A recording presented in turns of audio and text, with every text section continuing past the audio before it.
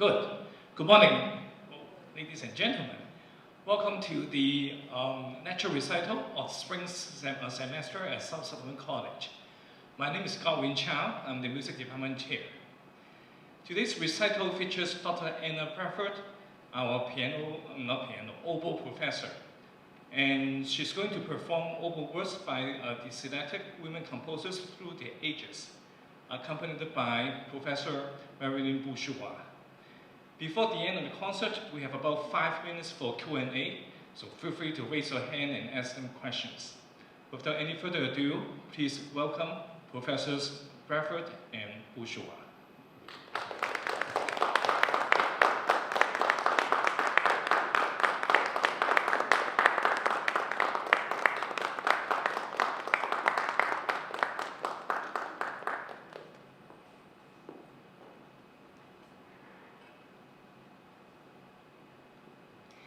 Thank you very much for the introduction, and thank you all for being here today. I am looking forward to sharing some works that I have really enjoyed preparing by women composers throughout the ages of Western classical art music. My name is Dr. Anna Bradford, and I am the adjunct professor of oboe here at SSC, brand new this year, and I have Professor Marilyn Bourgeois accompanying me on the piano today. And we're going to be exploring some works for the oboe, which is my instrument. The larger instrument that you see here today is called the English horn, which is a member of the same family. And we just have a very small sampling of a few works by women composers through the ages.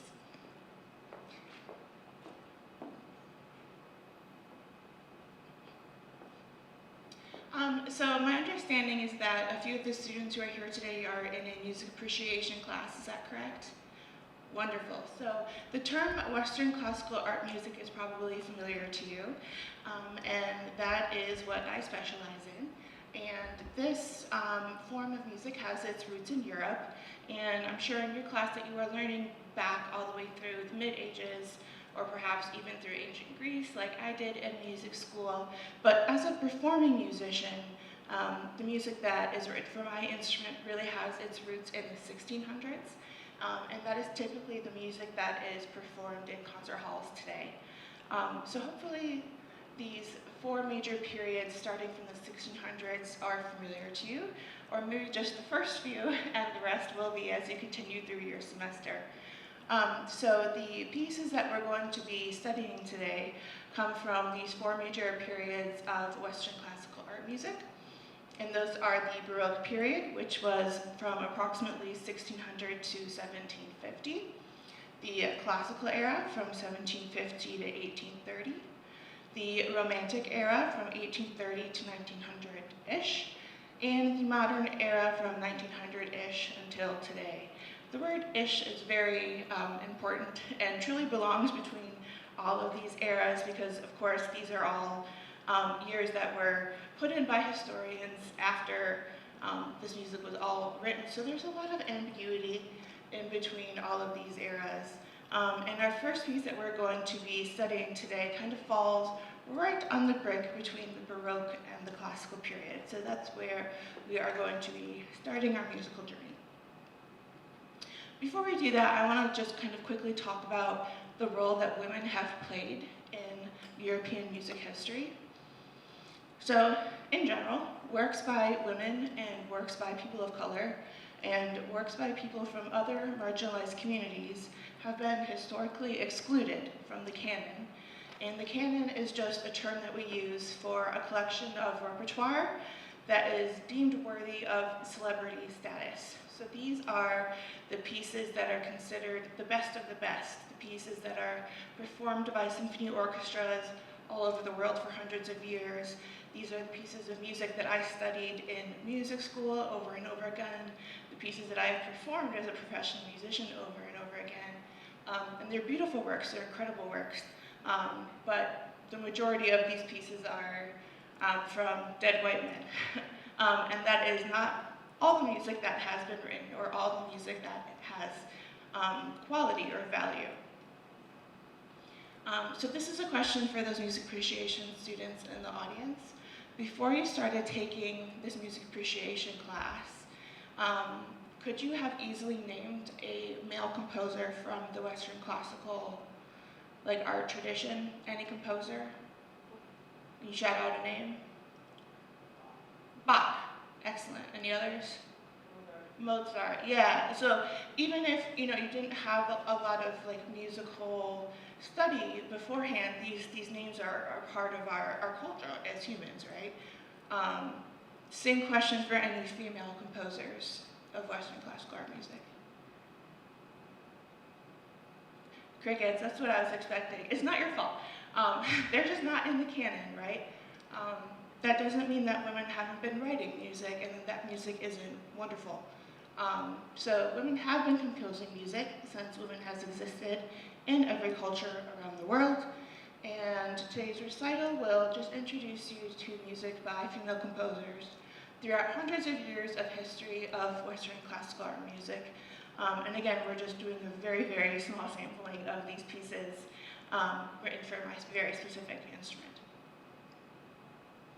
So the first piece is Madame Laschanzky's Oboe Concerto, which is in the key of B flat major.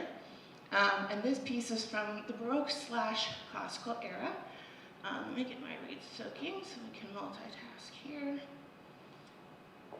Awesome. Okay, so we think this piece was written around 1750.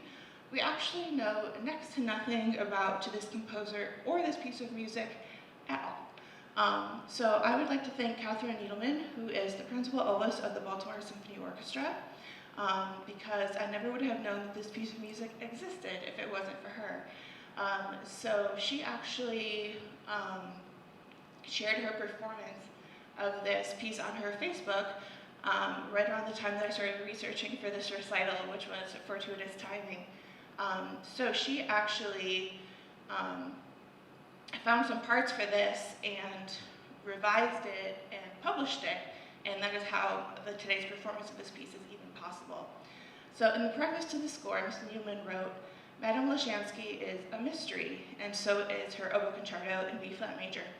Her nationality, dates, and even her first name are only a guess at the time of this publication, which is late 2023. I suspect this piece is from the late 18th century. Through my own research, there is a catalog of music by women composers called Ars Feminina that I found through the Indiana University Library, which is one of the largest collections of music in the world. And even through that massive resource, they only had Madame Laschanzky, Oboe Concerto, 1750, question mark. So that is where that proposed date came from. But yes, so late 17th century, and she found handwritten parts that were full of all types of errors and inconsistencies, and she did her best to kind of correct them and fill them in and read all of the smudges. So Catherine Needleman, if you don't know her name, not only is she a really fantastic oboist, but she has committed a lot of her free time to social justice work and elevating the position of women in classical music, and she does a lot of time researching and publishing statistics for the role of women in classical music organizations throughout the world today. And she also does a lot of composing, and she does a lot of arranging of works by women and from other composers from underrepresented communities. So very grateful to her for doing this work so I can share this piece with you today. So 1750, I mentioned this puts us right in between that Baroque period and the classical period. We actually have a name for this time period, which is called the Galant era. And this music tends to sound more classical than Baroque, so it's kind of more accurate to call this an early classical piece than a Baroque piece.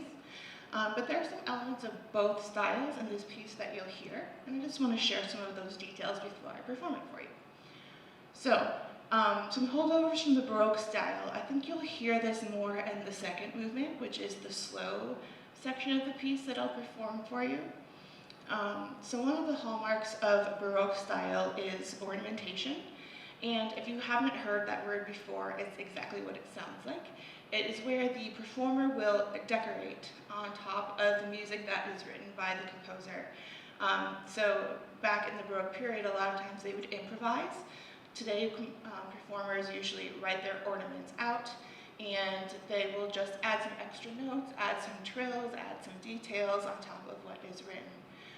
And you'll hear me doing that in the second movement. And that's what makes it really feel more Baroque. Also, in the classical era, music becomes a lot more vocal and lyrical sounding. If something sounds a little bit more operatic or like it could be sung, that's a good indication that it might be more from the classical era, and this piece just doesn't quite sound like that to me. However, the third movement sounds much more galant or classical in style. It has a very simple, elegant melody as opposed to sounding very busy and virtuosic like you might hear in like the late Baroque style. It has one melodic voice with a simple accompaniment, unlike complex counterpoint, which is used in the Baroque era. And counterpoint is a compositional technique that was used in that Baroque era, where you have the voices, the multiple instruments that are playing, having a conversation with each other, and both voices are equally important and equally complex. And that's really not true with this piece. We kind of trade off, but while I'm playing, Marilyn's part is a little bit more simple and vice versa. So we're going to perform the two movements of this piece back to back. You'll hear a slow movement, a brief pause, and then you will hear the fast movement being played next. So I'll take a moment to switch over from talking mode to playing mode, and then I hope that you enjoy Madame Laschanzky's Oboe Concerto in B-flat major, movements 2 and 3.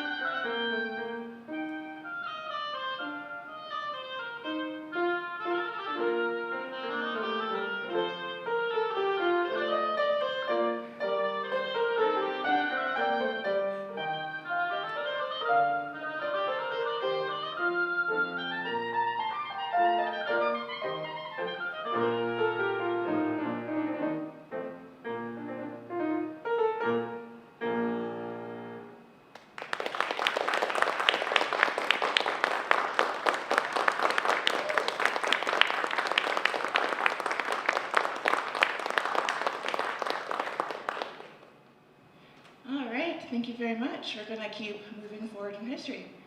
Thankfully, we know a lot more about the next composer and about her music.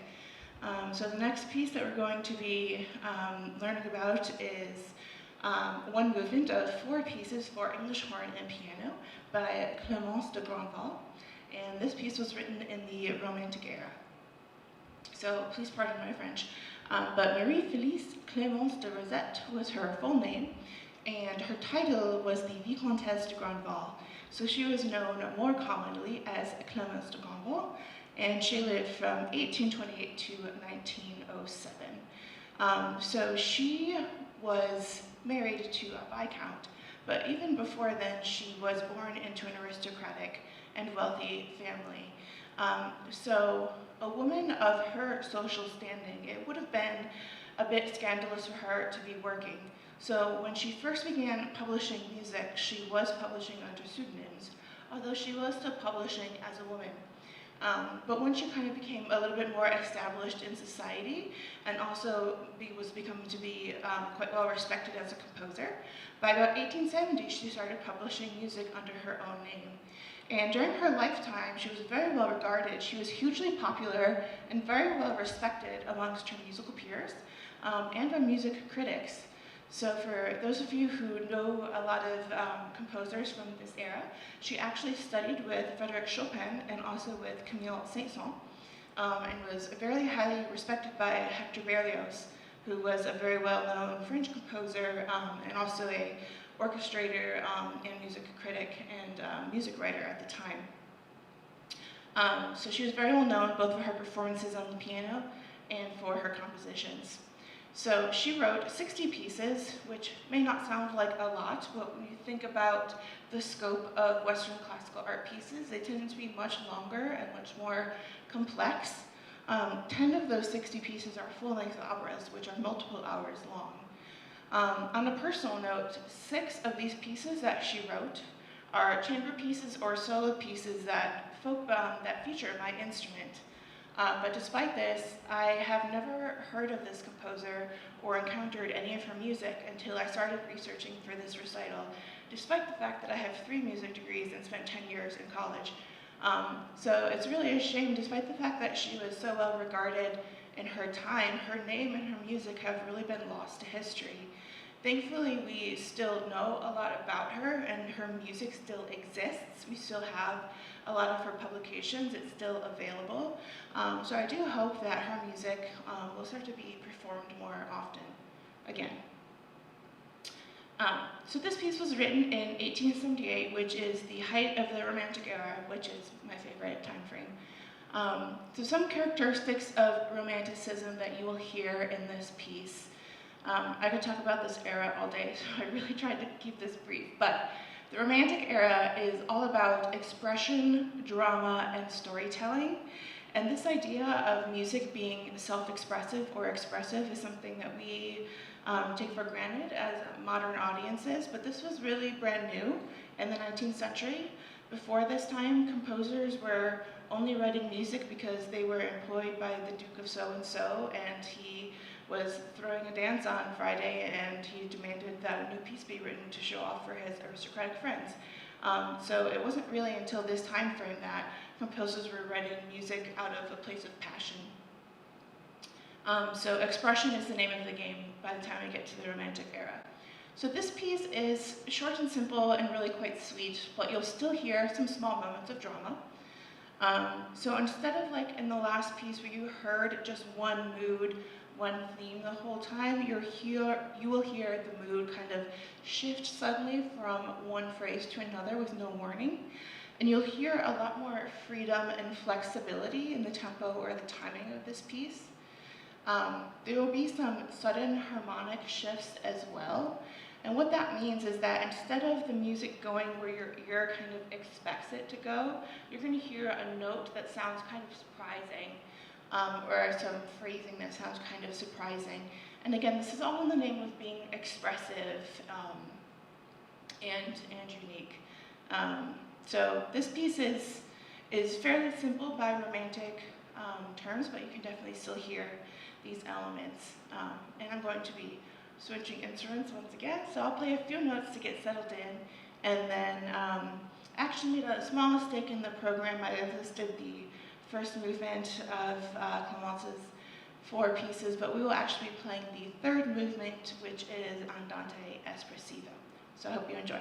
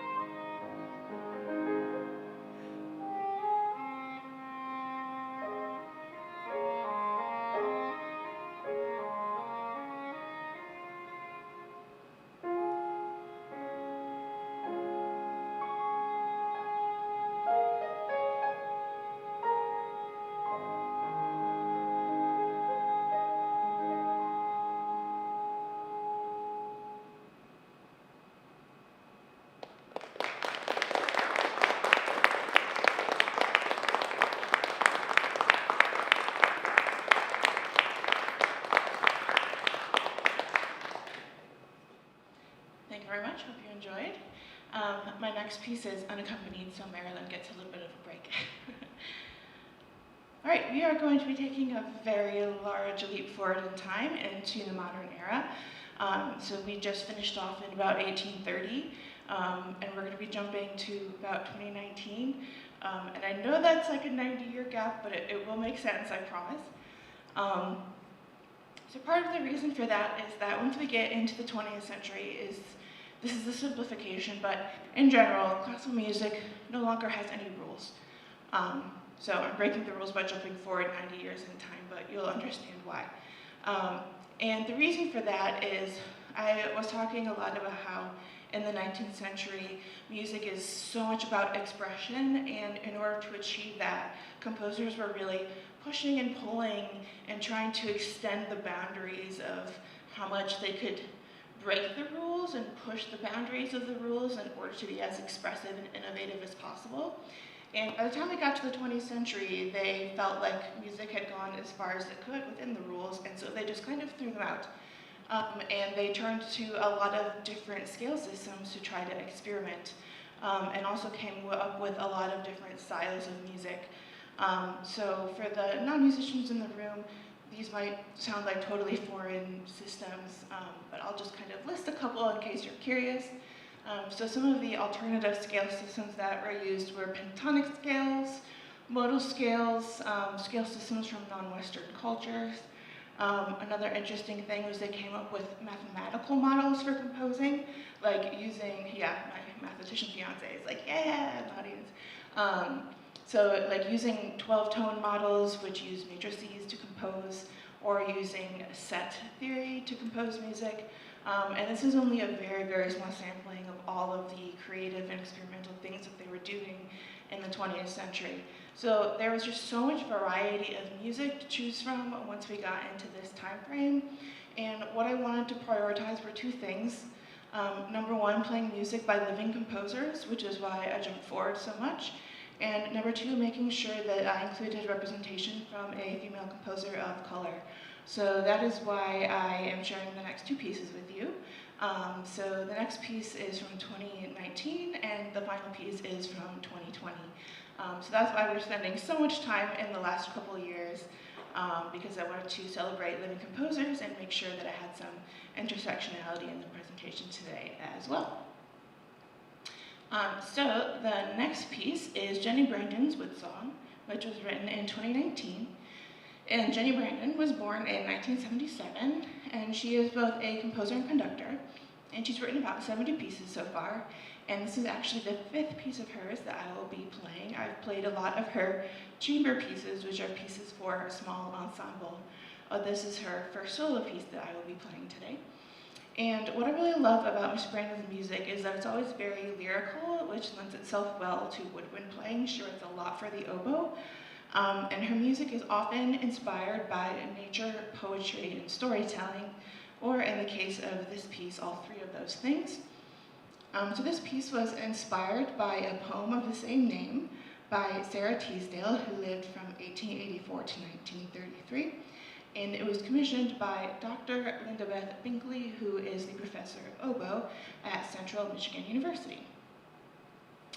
So this is really cool. So she actually musically depicts the sounds of the wood thrush bird. So I wanted to share with you what the bird call actually sounds like, and then just give a brief demo of how she musically depicts that before I perform the whole piece for you.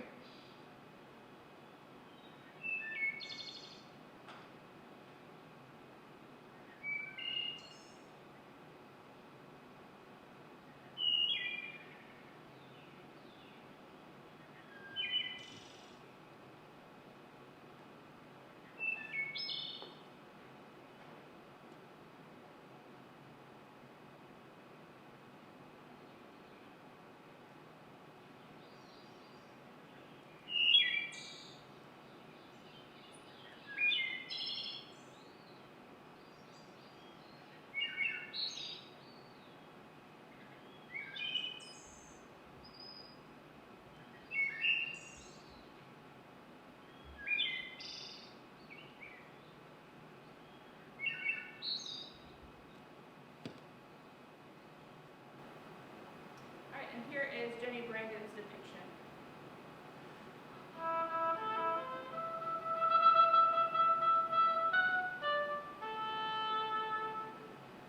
So you can hear the bird call is a combination of that 3-note call and then that repeated note. So that is the very first measure of the piece. And the other technique that Jenni Brandon uses to depict that is what is called a timbral trill, where we're playing one note but adding a finger to change the color of the note to get a warbly sound like this.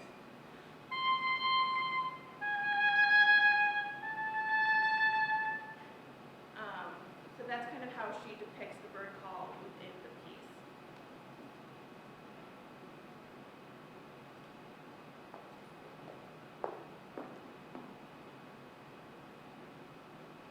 So in a moment I'll share the poem with you on the next slide while I perform the piece, and I encourage you to just read the poem slowly as I perform the piece. It's about 9 minutes long, and she has the text kind of spread throughout the piece, so don't rush through and read it all at the beginning. Really try to spread out and visualize the music and the poem together.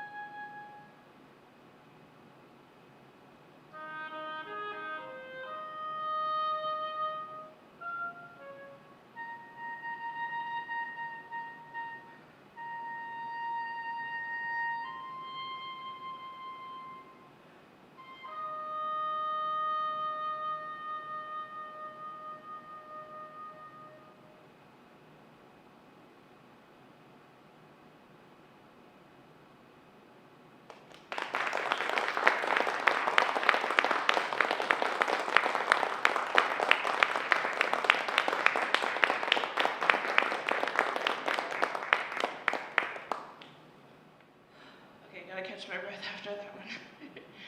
All right, that brings us to our last piece of the day, which is a gorgeous work and on a very serious topic. So this piece is called The Door of No Return by Althea Talbot-Howard, and it was written in 2020. Althea Talbot-Howard was born in Nigeria in 1966 and grew up in Australia and England and currently resides in London. She studied oboe, archaeology, and anthropology at the University of Cambridge and pursued postgraduate studies in oboe at the Royal Academy of Music and the Bingham Center for the Arts in Canada, and she was also a Fulbright scholar. So what I think is really amazing about Ms. Talbot-Howard's music is that she writes a lot of her pieces multi-instrumentally, which means that if you really enjoy this work, she has published versions for other instruments like bassoon, saxophone, and violin. And a lot of her other pieces are published that way as well. And she also writes a lot of pedagogical music, which means that she writes a lot of music education resources. So if you enjoyed today's performance, I highly recommend that you go check out her website because she has music published for musicians of all ages and all levels. So if you play any instrument, I'm sure that there is music that she has written that is accessible to you. So instead of hearing me talk about this work, Ms. Talbot-Howard actually has an introductory video to this piece on her YouTube channel, and I would love to share that with you all.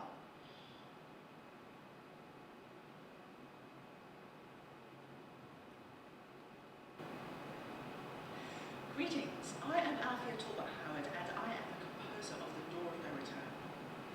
In 2013, I was working on a writing project which had slavery as one of its principal themes. In the course of my researches, I came across a number of monuments in the west coast of Africa on the slave coast that were called Doors of No Return. These monuments mark the places where slaves who were traded from the interior to the coast boarded ships bound for the New World. The monument in Benin, formerly known as the Kingdom of Dahomey, really captured my imagination, as did the Door of Return at Cape Coast Castle in Ghana. Later that year, I travelled to Antigua also as part of my research, and visited Betty's Hope sugarcane plantation. This flagship plantation was owned by the same British family for nearly 300 years, and only ceased operation in the mid-20th century. Sugar wealth from Betty's Hope undergirded the economic development of several institutions in the United Kingdom, which can be seen in the narrative video film of this piece. The final part of the piece, called The Door of Return, is more positive in its harmonic language in the first two movements, because it explores the bittersweet joy of the 21st century return to Africa movement. The end of the piece commemorates the visit that the late civil rights leader John Lewis made to Ghana in 2019, 1 year prior to his death. I hope very much that you will enjoy this piece and, if you are a musician, that you will consider playing it. Although it has been modelled on the oboe, it is in fact multi-instrumentally composed. A number of scores are now ready for different instruments, both woodwind and string, and they can be found on my website on the designated page. On the same page, it's also possible to view the narrative film if you would like to do so.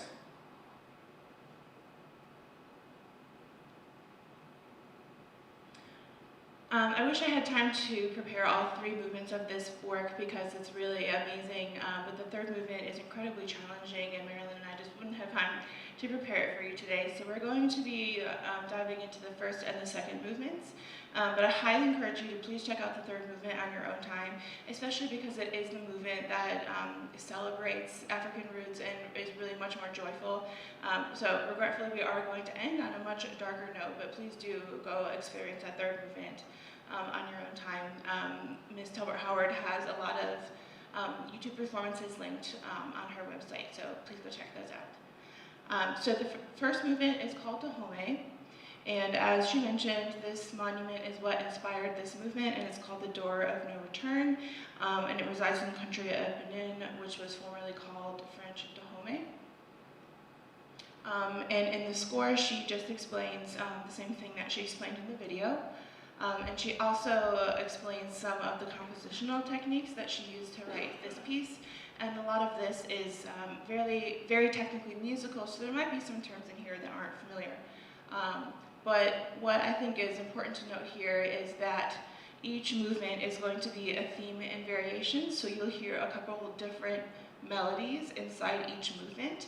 And each movement is going to include a dance section that is going to honor the African love of communal dance and is written with this post-minimalistic aesthetic.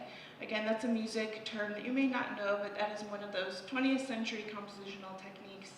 And it involves just taking a very short amount of musical material and repeating it over and over again with some very slight adjustments or changes. And you'll hear that especially in the piano part in this movement. And then she explains some of her music theory behind this movement, but the takeaway here is that she is paying homage to West African folk music and that she is evoking a dance of memory and nostalgia for a lost village life. So within the score, she actually has these themes noted. So the opening theme is labeled Departure. The second theme is that dance theme, so you'll hear a much more upbeat section, which is called Will We Ever Dance Again? And the third theme is labeled At Sea. I'll be performing these movements back to back, so I will also jump into the second movement as well, and then we'll be performing them together. The second movement of the piece is called Betty's Hope, and as Ms. Talbot-Howard explained, this movement was inspired by my visit to Antigua in 2013, and this is by far the bleakest and the darkest movement of the work. And I know that's not an ideal way to end our time together today, so I am sorry for that. So this barbaric plantation remained in the hands of the same British family for over 300 years until its sale in 1944, and the wealth from this really funded a lot of wealth in England for hundreds and hundreds of years. So regarding the musical themes here, like a detective novel, the answer is at the end. So the variations come first, and then there's kind of a big reveal at the end of this piece. So the opening theme is labeled Lacrime, which is a genre or a style of song that means crying, very dark. The second theme is a requiem, and the third theme is that funeral dance, because each movement will have a dance section. So the big reveal here is that final theme, which is the famous Dies Irae theme, and this may sound familiar to some of you, so I want to demonstrate it quickly.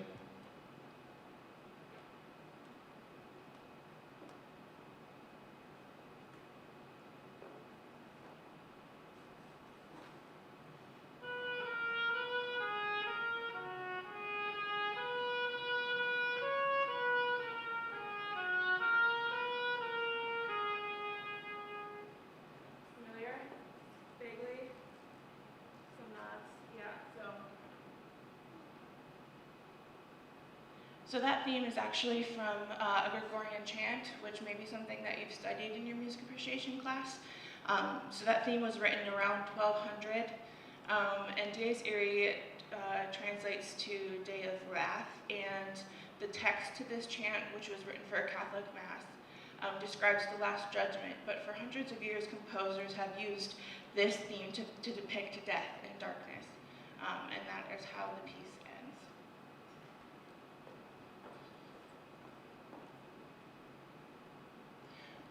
So the other really amazing thing about playing pieces by living composers is that we get a chance to correspond and work with these composers. So I let Jenni and Althea Talbot-Howard both know that I was performing their works. And through my correspondence with Ms. Talbot-Howard, she let me know that she has been in the process of working on a silent video that is meant to accompany performances of this piece. And again, this recital was very fortuitously timed because she actually completed this video about a week ago. So you are one of the first audiences who get to experience this piece as sort of a multimedia presentation. There will be a silent video playing in the background assembled by the composer and timed out with the piece. Obviously with the subject matter, the video does just contain some images that are graphic and disturbing, so I just want to give you that disclaimer now. But of course it does really lend to the gravity and the powerful nature of this work.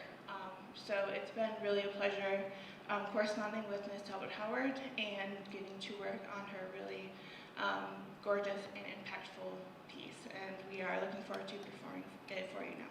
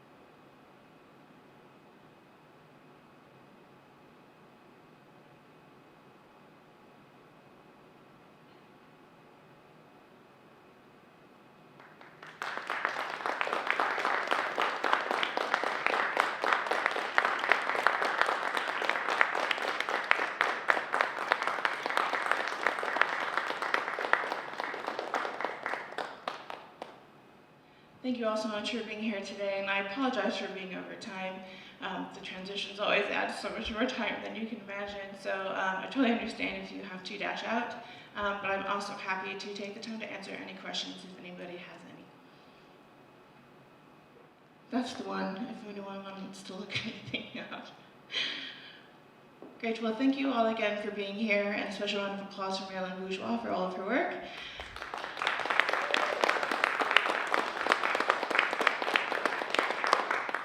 And thank you to Dr. Grandval for the invite, and it's been a pleasure. Thank you all for being here today.